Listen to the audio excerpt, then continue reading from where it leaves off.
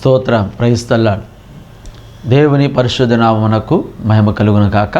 ప్రియమైన దేవుని బిడ్డలారా, మరొకసారి మా యొక్క సియోను జీవము గల క్రీస్తు సువార్త పరిచర్యలకు మిమ్మల్ని అందరినీ ప్రేమపూర్వకంగా ఆహ్వానిస్తూ ఉన్నాం. దేవుడు గడిచిన కాలమంతా కూడా మనందరినీ ఆయన కాపాడి ఎన్నో మేలులను, దేవునిలను, ఆశీర్వాదాలను అనుగ్రహించి ఎంతవరకు నడిపించిన దేవాతి దేవుణ్ణి మనం ఎంతగానో స్తుతించబద్దులమై ఉంటూ ఉన్నాం. దేవునికి స్తోత్రం కలుగునుగాక. మంచిది ప్రియమైన దేవుని బిడ్డలారా, ఈ యొక్క కార్యక్రమం ద్వారా మీరు ఆధ్యాత్మికంగా ఎంతగానో దీవించబడుతూ ఈ వాక్యము ద్వారా, ఈ పరిచర్య ద్వారా మీరు బలపరచబడుచున్నారని మిమ్మల్ని బట్టి దేవుని సన్నిధిలో ప్రార్థన చేస్తూ ప్రభువుని ఎంతగానో స్తుతిస్తూ ఉన్నాం. ఈ సమయంలో ప్రత్యేకముగా ఈ యొక్క సియోను జీవము గల క్రీస్తు సువార్త పరిచర్య యొక్క ఫౌండర్ అయినటువంటి డాక్టర్ యేసుపాదం గారికి, వారి కుటుంబానికి ప్రత్యేకమైన వందనాలు తెలియపరుస్తూ ఉన్నాం. దేవునికి మహిమ కలుగును గాక. Praise the lord. హల్లెలూయా. సేవకులైనటువంటి యేసుపాదం గారి కొరకు, వారి యొక్క కుటుంబం కొరకు ప్రత్యేకముగా మీ ప్రార్థనలో జ్ఞాపకం చేసుకోవలసిందిగా ప్రభు పేరట తెలియపరుస్తూ ఉన్నాను. ప్రియమైన దేవుని బిడ్డలారా, ఈ సమయంలో దేవుడు మనల్ని ప్రేమించి శ్రేష్టమైన సమయాన్ని అనుగ్రహించి ఉన్నాడు. కాబట్టి ఈ సమయంలో పరిశుద్ధ గ్రంథముల నుంచి ఒక లేఖన భాగమును చదువుకొని దేవుని సందులో ముందుకు సాగిపోదామని ప్రభు పేరట తెలియపరుస్తూ ఉన్నాను. చూడండి, దయచేసి మీ యొక్క పరిశుద్ధ గ్రంథం ఉన్నట్లయితే అట్టి గ్రంథమును తెరచి యోబు గ్రంథము 1వ అధ్యాయం 8వ వచనము చదువుకుందాం. మీరు కూడా మీ యొక్క పరిశుద్ధ గ్రంథం ఉన్నట్లయితే అట్టి గ్రంథమును తెరచి దేవుని యొక్క వాక్యమును చదవలసిందిగా ప్రభు పేరట తెలియపరుస్తూ ఉన్నాను. పరిశుద్ధ గ్రంథముల నుంచి యోబు గ్రంథము 1వ అధ్యాయము 8వ వచనము చదువుకుందాం. అందుకు యెహోవా, నీవు నా సేవకుడైన యోబు సంగతి ఆలోచించితివా? అతడు యథార్థవర్తనుడును న్యాయవంతుడునై దేవునియందు భయభక్తులు కలిగి చెడుతనం విసర్జించినవాడు. భూమి మీద అతని వంటి వాడెవడను లేడు. ఆమేన్. స్తోత్రం. ప్రార్థన చేసుకుందామండి. పరిశుద్ధుడా, జీవగల మా తండ్రి, కృపగల మా ప్రభువా, యేసయ్యా నీ యొక్క ఘనమైన నామాన్ని స్తుతిస్తూ ఉన్నాం. తండ్రి, ఈ సమయంలో నన్ను మమ్మల్ని ప్రేమించి మీరు ఇచ్చినటువంటి యొక్క శ్రేష్టమైన సమయాన్ని బట్టి మీ నామాన్ని స్తుతిస్తూ ఉన్నాం. దేవా, మేము చదివినటువంటి ఈ వాక్య భాగం ద్వారా మాతో మాట్లాడి మమ్మల్ని దర్శించి బలపరిచి కృప చూపించమని, ఎందరైతే ఎటువంటి సమస్యలో తండ్రి, ఎటువంటి శోధనలో ఉండి నీ మాటలు వినటానికి వచ్చున్నారో అటు వారి యొక్క హృదయ వాంఛలను, వారి యొక్క భారమును, వేదనను ఎరుగున్న దేవుడవు. ప్రతి ఒక్కరితో ప్రభు మీరు మాట్లాడువాడవైనావు. నీ సహాయం అనుగ్రహించమని యేసు నామమున అడుగుచున్నాము తండ్రి. ఆమేన్. ఆమేన్. స్తోత్రం. Praise the lord. హల్లెలూయా. మంచిది ప్రియమైన దేవుని బిడ్డలారా, చూడండి, పరిశుద్ధ గ్రంథముల నుంచి యోబు గ్రంథములో మనం చదివినట్లయితే అనేక సార్లు మనము వినే ఉంటాం భక్తుడైనటువంటి యోబు గారి గురించి. ఆయన పొందినటువంటి శ్రమలు, శోధనలు, కష్టము, నష్టము మనమందరము కూడా బాగుగా ఎరిగి ఉన్నవారమే. అయితే చూడండి, ఇక్కడ దేవుని యొక్క గ్రంథములో దేవుని యొద్దకు, ఆయన యొక్క సన్నిధినకు అపవాది కూడా లోకమంతా కూడా తిరుగుచు ఆయన యొక్క సన్నిధికి లేక ప్రభు యొద్దకు వచ్చినట్లుగా మనము గ్రహించువారమై ఉన్నాం. అయితే సమయంలో అపవాదితో ప్రభు చెప్పుచునంటే మాట మనం ఈ సమయంలో చదువుకొని ఉంటూ ఉన్నాం. కాబట్టి ఇక్కడ ప్రభు అంటున్నాడు కదా, నీవు నా సేవకుడైన యోబు సంగతి ఆలోచించితివా? అతడు యథార్థవర్తనుడును న్యాయవంతుడునై దేవునియందు భయభక్తులు కలిగి చెడుతనము విసర్జించినవాడు. అనగా దేవుడు తనక భక్తుడైనటువంటి లేక తన సేవకుడైనటువంటి యోబును గురించి దేవుడు సాక్ష్యం ఇస్తున్నట్లుగా ఈ యొక్క వచనం మనకి తెలియపరుస్తూ ఉన్నది. దేవునికి మహిమ కలుగును గాక. కాబట్టి చూడండి ప్రియమైన దేవుని బిడ్డలారా, దేవుడు ఆ యొక్క అపవాదితో తన యొక్క సేవకుని గురించి ఎంతో చక్కటి సాక్ష్యం ఇస్తున్నట్లుగా దేవుని యొక్క వాక్యం మనకి తెలియపరుస్తున్నాడు. ఆయన ఎవరట? న్యాయవంతుడును యథార్థవర్తనుడును దేవుని యందు భయభక్తులు కలిగి చెడుతనము విసర్జించినవాడు. అనగా ఎటువంటి పాపము కానీ దోషము కానీ లేకుండా ఈ లోకమును కావచ్చు పాపమును కావచ్చు పూర్తిగా విసర్జించి నన్ను సేవిస్తున్నటువంటి నా యొక్క సేవకుడు నా యందు ఎంతో భయభక్తులు కలిగి ఉంటామన్నాడు. అనగా ఆ దినములలో భూమి మీద ఉన్నటువంటి తన యొక్క భక్తులందరికంటే కూడా యోబు ఎంతో గొప్ప సాక్ష్యం కలిగిన వాడుగాను, ఎటువంటి దోషము కానీ పాపము కానీ అపవిత్రత తనకు అంటకుండా ఆ యొక్క చెడుతనమును పూర్తిగా విసర్జించినవాడు అని చక్కటి సాక్ష్యము దేవుడిస్తూ ఉన్నాడు. అంత మాత్రమే కాదు, చివరి భాగములు అంటున్నాడు కదా, భూమి మీద అతని వంటి వాడెవడను లేడు. ఆమేన్, హల్లెలూయా.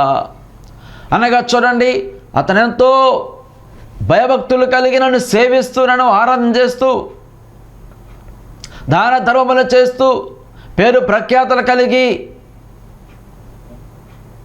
జీవిస్తున్నటువంటి వ్యక్తిగా ఉంటున్నాడు. అతని వంటి వారు ఎవ్వరు కూడా ఈ భూమి మీద లేనేలేరని దేవుడే స్వయముగా తన యొక్క సేవకుడగు తన యొక్క భక్తుడగు యోబును గురించి సాక్ష్యం ఇస్తున్నట్లుగా దేవుని యొక్క వాక్యం మనకి తెలియపరుస్తామన్నాడు. ఎంత చక్కటి ధన్యత యోబు కలిగి ఉంటామన్నాడు. దేవునికి స్తోత్రం కలుగును గాక. కాబట్టి చూడండి, యోబును గురించి ఎవరెవరో సాక్ష్యం ఇచ్చున్నారు అనే విషయాన్ని మనము ముందుకు సాగిపోతూ ఆ యొక్క విషయాలను మనం గమనిద్దామని ప్రభు పేరట తెలియపరుస్తూ ఉన్నాడు. మన జీవితములలో సాక్ష్యము కాపాడుకోవటం ఎంతో ప్రాముఖ్యమైన విషయమని ఈ సమయంలో ఈ యొక్క వాక్య భాగం ద్వారా తెలియపరుస్తూ ఉన్నాడు. దేవునికి స్తోత్రం కలుగును గాక. అదేవిధంగా చూడండి, యోబు గ్రంథములోనే మొదటి అధ్యాయము మొదటి వచనములోనే యోబును గురించి ఎంతో స్పష్టంగా తెలియపరుస్తూ ఉన్నాడు గ్రంథకర్త. దేవుడు చెప్పడం మాత్రమే కాదు కానీ దేవుడు చెప్పిన మాటను బట్టి లేక సాక్ష్యమును బట్టి ఈ యొక్క గ్రంథకర్త కూడా ఆ విషయాన్ని తెలియపరుస్తూ ఉన్నాడు. ఇక్కడ అంటున్నాడు కదా, ఊజు దేశమందు యోబు అను ఒక మనుష్యుడు ఉండెను, అతడు యథార్థవర్తనుడును న్యాయవంతుడునై దేవుని యందు భయభక్తులు కలిగి చెడుతనము విసర్జించినవాడు. దేవుడికి స్తోత్రం కలుగును గాక. అనగా చూడండి ప్రియమైన దేవుని బిడ్డలారా, దేవుడు మాత్రమే సాక్ష్యం ఇవ్వడం కాదు కానీ గ్రంథకర్త కూడా తనను గురించి సాక్ష్యం ఇస్తూ ఉన్నాడు. దేవునికి స్తోత్రం కలుగును గాక. ఆ యొక్క దేశములో యోబు ఎంతో పేరు ప్రఖ్యాతలు గణించి దేవునందు భయభక్తులు కలిగి జీవిస్తూ యథార్థవర్తనుడును న్యాయవంతుడునై చెడుతనమును విసర్జించినవాడు అని ఈ మాట 2 సార్లు వ్రాయబడింది కదా. ఎందుకొరకు అని మనం అనుకోనవచ్చును, కానీ ఒకసారి దేవుడు సాక్ష్యం ఇస్తా ఉన్నాడు. రెండవదిగా గ్రంథకర్త కూడా అతను గురించి తెలియపరుస్తూ ఉన్నాడు, లేక సాక్ష్యం ఇస్తున్నట్లుగా దేవుని యొక్క వాక్యం మనకి తెలియపరుస్తూ ఉన్నాడు. దేవునికి స్తోత్రం కలుగును గాక. కాబట్టి చూడండి ప్రియమైన దేవుని బిడ్డలారా, క్రైస్తవ జీవితంలో మన యొక్క సాక్ష్యము కాపాడుకోవటం అనేది ఎంతో ప్రాముఖ్యమైన విషయమని ఈ సమయంలో దేవుని యొక్క వాక్యం మనకి తెలియపరుస్తూ ఉన్నాడు. మన గురించి ఒక 10 మంది అడిగినట్లయితే ఆ 10 మందిలో 8 మంది ఏదో ఒక లోపము, ఏదో ఒక తప్పిదము, ఏదో ఒక దోషమో చెప్తూ ఉంటారు. ఎవరో ఒక్కరు లేక 2 మాత్రమే మన గురించి మంచి సాక్ష్యం ఇవ్వచ్చును. అయితే చూడండి, యోబు అయితే తను జీవిస్తుండడం అంటే ఆ యొక్క ఊరంతట్లో కూడా ఎంతో మంచి పేరు ప్రఖ్యాతులు గడిస్తూ ఉన్నాడు. ఆయన అనేక మందికి సహాయం చేసినట్లుగా, ఎంతోమందిని ఆదరించినట్లుగా, ఎంతోమందిని బలపరిచినట్లుగా, తన యొక్క కుటుంబం కొరకు ప్రార్థించినట్లుగా యోబు తన యొక్క మాటల్లో తెలియపరుస్తున్నట్లుగా దేవుని యొక్క వాక్యం మనకి తెలియపరుస్తూ ఉన్నాడు. దేవునికి స్తోత్రం కలుగును గాక. కాబట్టి చూడండి, అంత మాత్రమే కాదు, కానీ దేవుడు మాత్రమే కాదు, గ్రంథకర్త మాత్రమే కాదు, కానీ అపవాది కూడా యోబును గురించి సాక్ష్యం ఇస్తున్నట్లుగా మనము గమనించవచ్చును.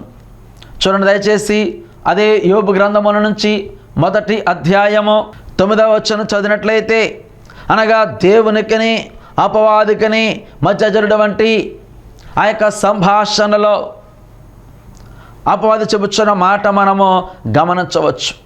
భూమి మీద అపవాది అటు ఇటు తిరుగుచు ప్రభు యొద్దకు వెళ్ళినప్పుడు దేవుడు ఎప్పుడైతే యోబుని గురించి తెలియపరుస్తున్నాడో లేక సాక్ష్యం ఇస్తా ఉన్నాడో, ఇదిగో నా సేవకుడగు యోబుని గురించి ఆలోచించితవా అని తన గురించి ప్రభు చెబుతున్నప్పుడు అపవాది చెబుతున్న మాట ఏమిటంటే, యోబు ఊరకయే దేవుని యందు భయభక్తులు కలవాడాయన, నీవు అతనికిని అతని ఇంటి వారికిని అతనికి కలిగిన సమస్తమునకును చుట్టూ కంచె వేసితివి కదా, నీవు అతని చేతి పనిని దీవించు ఉండు చేత అతని ఆస్తి దేశములో బహుగా విస్తరించుచున్నది. దేవునికి స్తోత్రం కలుగును గాక. అయితే నీవు ఇప్పుడు నీ చేయి చాపి అతనికి కలిగిన సమస్తమును మొత్తని ఎడల అతడిని ముఖము ఎదుటనే దూషించి నిన్ను విడిచిపోవునని యెహోవాతో అంటూ ఉన్నాడు. అయితే చూడండి, దానికి ముందుగా ఇక్కడ యోబు అంటున్న మాట మనం గమనించినట్లయితే, అపవాది యోబు ఊరకయే దేవుని యందు భయభక్తులు కలవాడాయన, దేవునికి స్తోత్రం కలుగును గాక అనగా అపవాది కూడా ఎరిగి ఉంటూ ఉన్నాడు. అపవాదికి కూడా తెలుసు యోబు దేవుని యందు ఎంతో భయభక్తులు కలిగి జీవిస్తున్నాడని.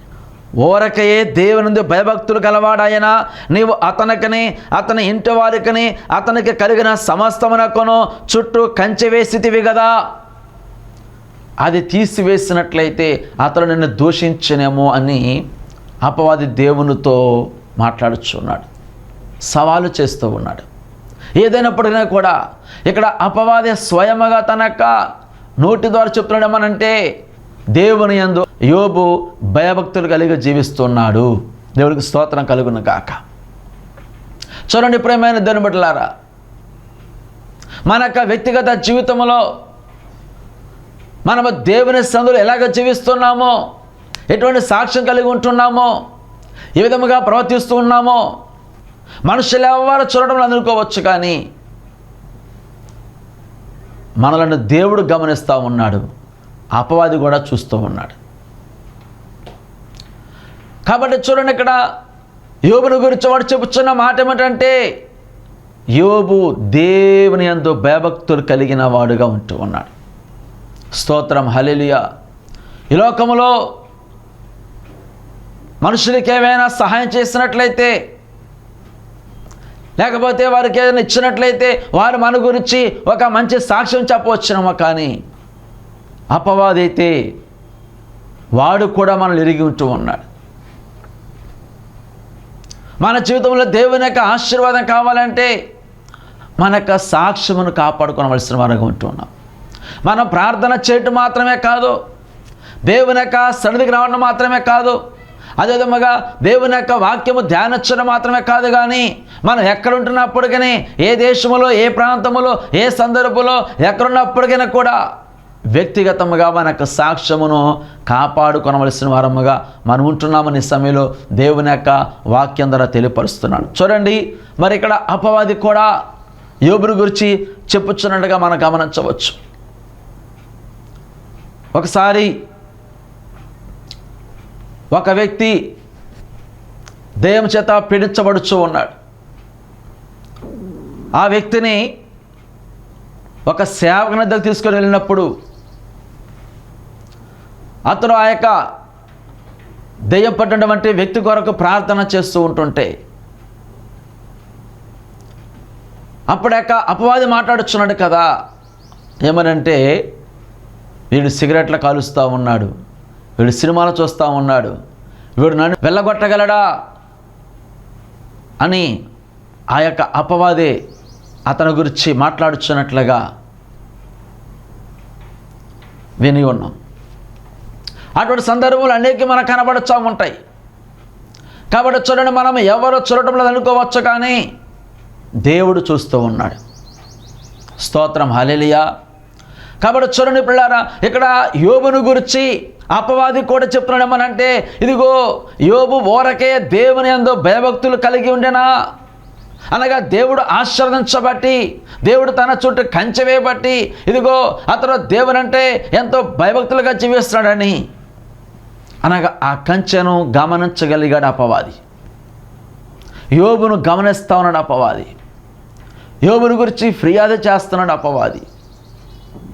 యోబు ఎప్పుడైతే దేవుని అధికముగా ప్రేమిస్తూ దేవుణ్ణి సేవిస్తూ వారిని ఆరాధిస్తూ ఉన్నాడో, అతను పడగొట్టాలి, అతను పడద్రోయాలని చెప్పి అపవాది చూస్తూ ఉన్నాడు. కాబట్టి ప్రియమైన దైవ జనాంగమా, ఈ సమయంలో మన యొక్క సాక్ష్యము మనము కాపాడుకోవలసిన వారముగా ఉంటున్నామని దేవుని యొక్క వాక్యం ద్వారా తెలియపరుస్తున్నాడు. యోబు అయితే అనేకుల ద్వారా ఒక మంచి సాక్ష్యాన్ని కలిగి ఉంటా ఉన్నాడు. అంత మాత్రమే కాదు, కానీ చూడండి, ఇంకా మనం గమనించినట్లయితే తన భార్య కూడా అతని గురించి సాక్ష్యం ఇచ్చినట్లుగా దేవుని యొక్క వాక్యం ద్వారా మనము గమనించగలము. దేవునికి స్తోత్రం కలుగును గాక. చూడండి, యోబు గ్రంథముల నుంచి 2వ అధ్యాయము 9వ వచనం చదివినట్లయితే ఇక్కడ యోబు యొక్క భార్య మాటలు మనము గమనించవచ్చు. ఎప్పుడైతే ఆయన సమస్తమును కోల్పోయి తన యొక్క బిడ్డలను, ఆస్తిని, అదేవిధముగా సమస్తమును కోల్పోయి తన దేహమంతా కూడా పాడైపోయి క్షీణించిపోయి చెల్ల పెంకులతో గోకూర్చున్నటువంటి ఆ యొక్క సమయంలో తన భార్య అంటున్నది కదా, ఎప్పుడైతే ఆయన బూడిదలో కూర్చొని ఉంటూ ఉన్నాడో అప్పుడు తన భార్య అంటుంది కదా, 2వ అధ్యాయం 9వ వచనములో, అతని భార్య వచ్చి, నీవు ఇంకనూ యథార్థతను వదలకయుందువా, దేవుని దూషించి మరణము కమ్ము అనెను. దేవునికి మహిమ కలుగును గాక.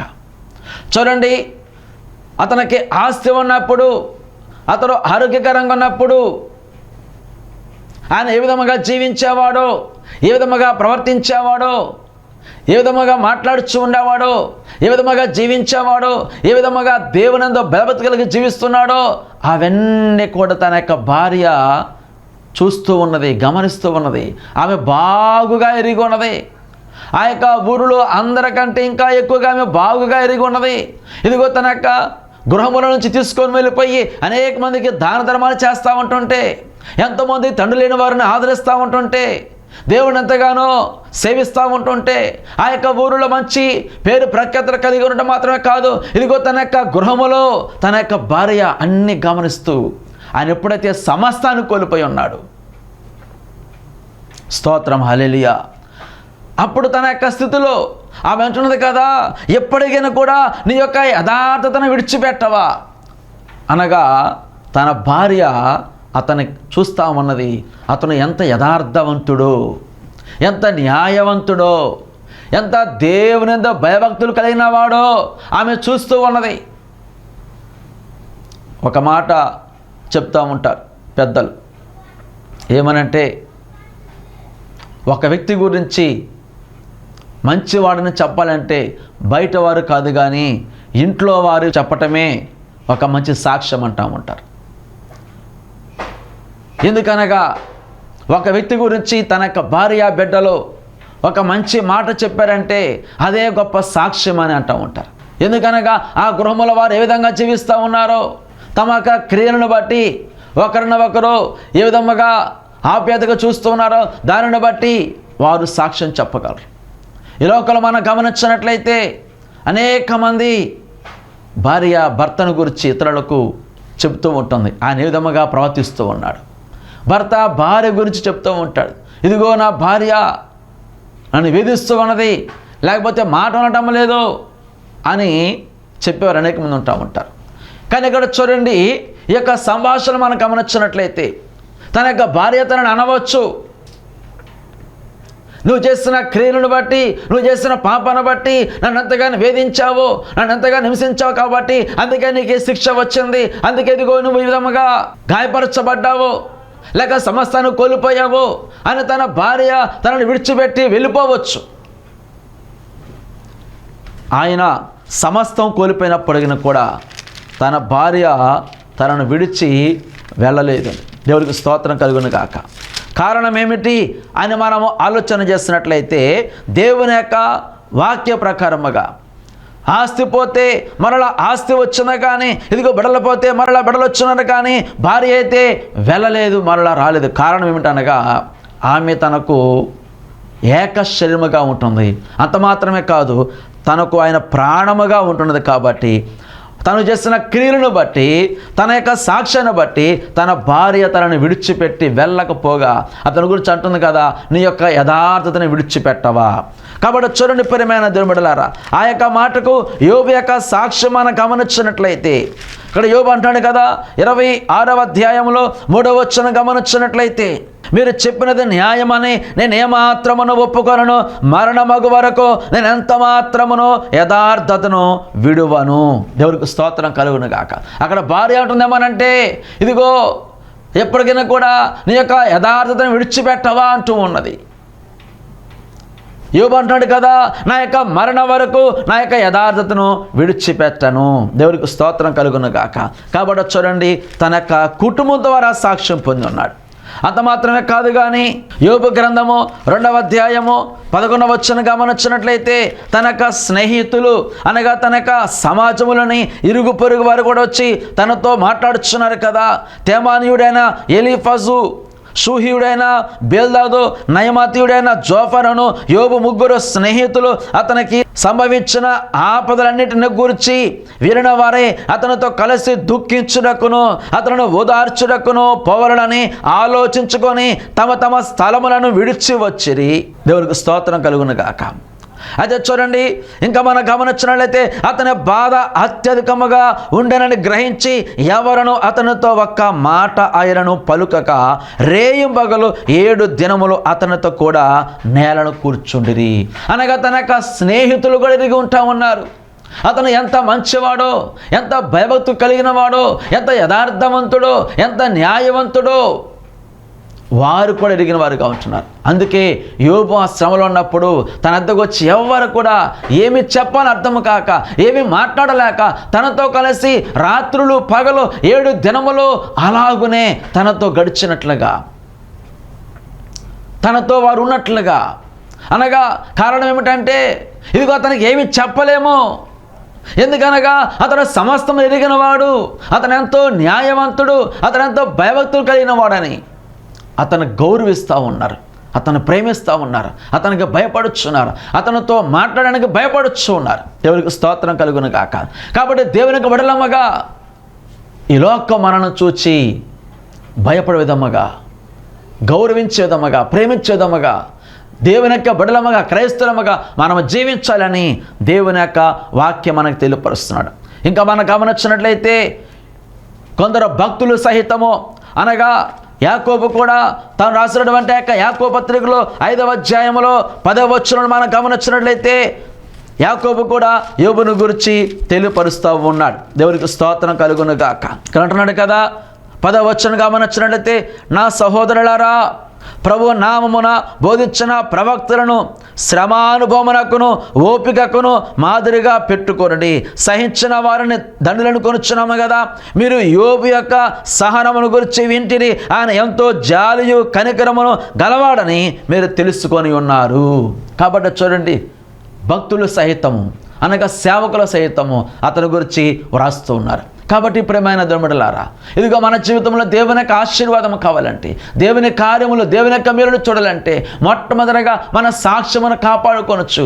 దేవుని యొక్క సన్నిధిలో మనం ప్రార్థిస్తూ ఉంటుండగా మన క్రియలు బాగుంటున్నప్పుడు దేవుడు తప్పక మనలను వర్ధల చేస్తారనే సమయంలో దేవుని యొక్క వాక్యం ద్వారా తెలియపరుస్తూ క్రైస్తవులముగా మన యొక్క వ్యక్తిగత సాక్ష్యమును మనం కాపాడుకొనవలను యోబు వలెని దేవుని యొక్క వాక్యం ద్వారా తెలియపరుస్తున్నాను. అట్టి కృప యేసయ్య మనందరికీ అనుగ్రహించి నడిపించునుగాక. ఆమేన్.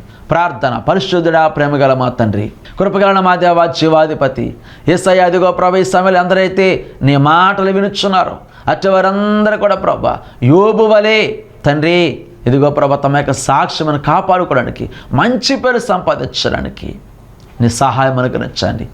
నీ దీవెనలతో వారిని నింపండి, వారిని దర్శించండి, ఆశీర్వదించండి. యేసు పరిశుద్ధ నామమున అడుగుచున్నాము తండ్రి. ఆమేన్.